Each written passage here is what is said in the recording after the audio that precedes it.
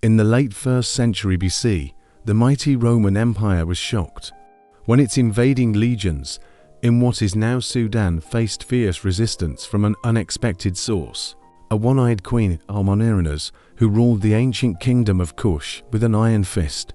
Amanirenas, meaning her beauty is eternal, hailed from the Napotans, the rulers of the interior kingdom of Kush, which had its origins dating back over 2,000 years along the Nile River Valley in what is now Sudan. By 25 BC, as Roman forces pushed further south from Egypt, their path collided with Amanirenas' warrior kingdom. From the ancient royal capital of Maro, the warrior queen led her Kushite armies into battle against the legions in a furious bid to protect her people's sovereignty.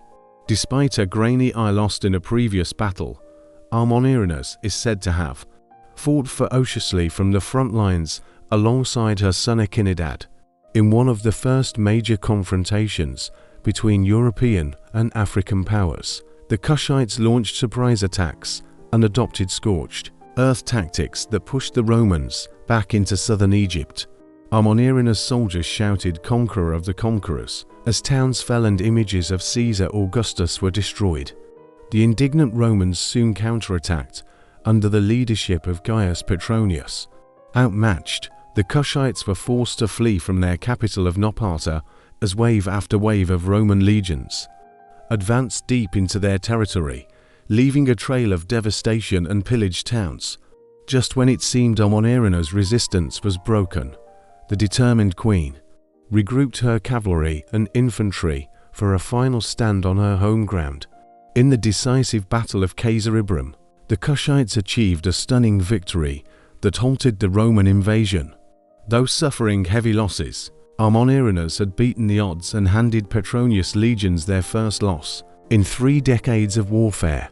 The triumphant queen even allegedly sent her son to the Roman capital with a brilliant display of captured soldiers, treasures, and a message to Caesar himself.